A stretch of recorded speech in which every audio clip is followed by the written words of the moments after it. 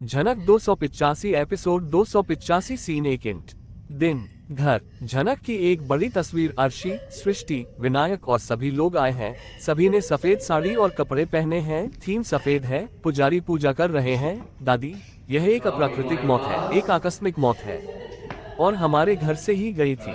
हमारे परिवार के ऊपर कोई छाप नहीं रहना चाहिए।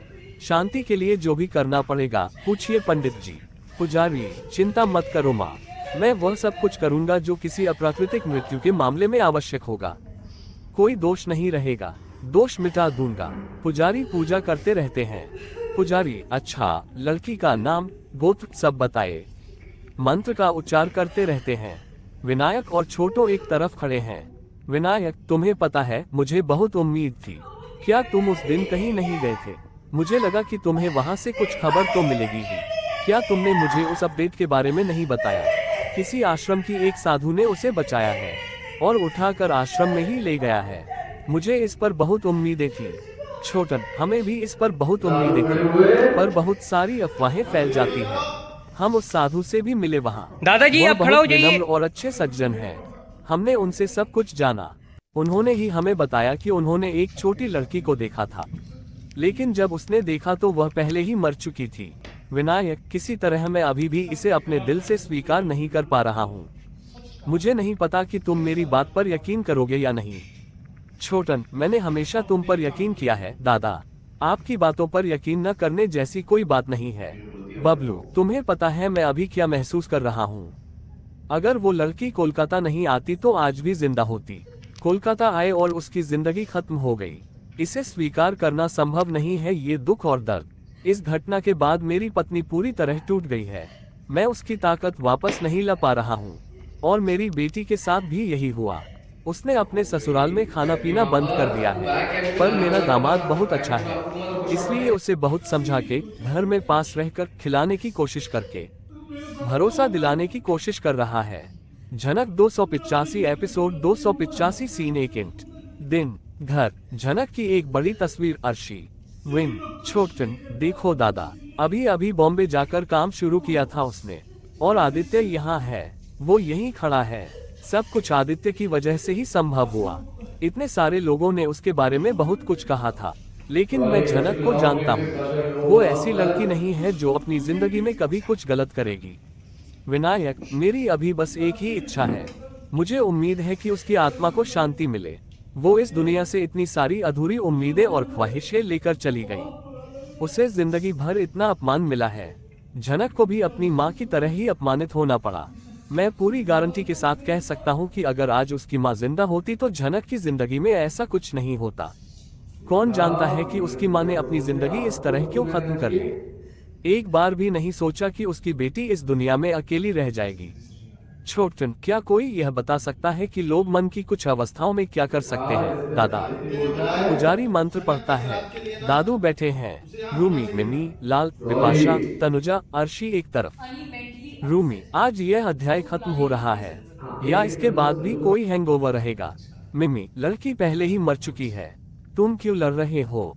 सहानुभूतिपूर्ण। रूमी, बब्बा, मैं देख रहा हूँ कि तुम्हारी सहानुभूति उमड़ रही है। मिमी, नहीं, मैं सोच रहा था, हम उम्र ही तो थी हमारी, हम भी सताए हैं उससे, बेफिजूल की दोषी ठहरे हैं। तुमने उसे बहुत मानसिक यातनाएं दी हैं, शायद हमें इतना नहीं करना चाहिए था।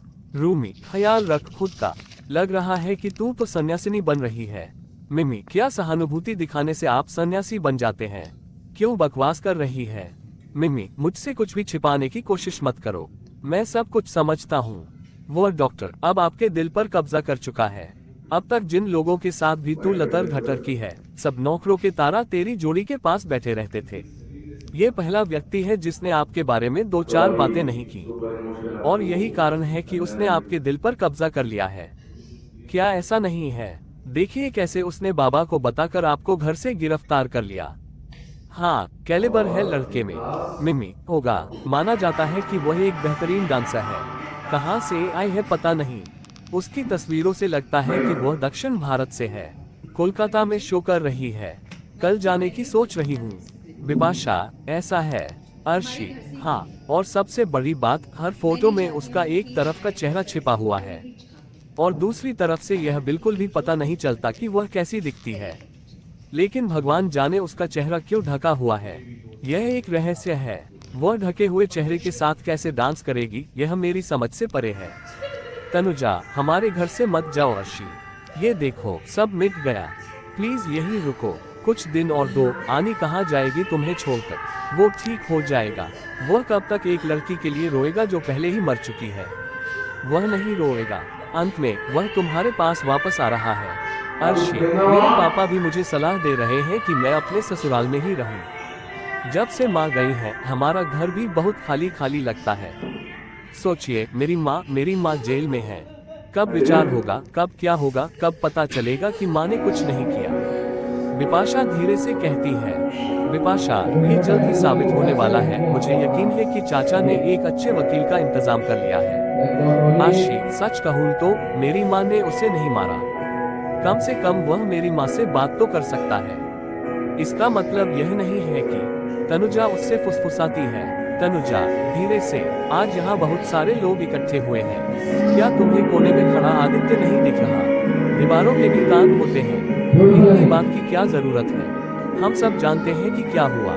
उन्होंने जो किया ठीक किया। ये सही है। शायद आज वो तकलीफ में है, लेकिन सिर्फ उसकी वजह से ही हम फिर से सम्मान की जिंदगी जी पा रहे हैं। हमें ये मानना होगा। लालन और अप्पू आते हैं, मीनू उन्हें लेकर आती है। मीनू, आओ आओ, अप्पू आओ। अगर तुम इतना रोगे तो क्या झनक को बुरा नहीं लगेगा? झनक कहीं न कहीं तो है। शायद वो तुम्हारी आंखों के सामने नहीं है, लेकिन वो कहीं है तुम्हारी नजरों से दूर।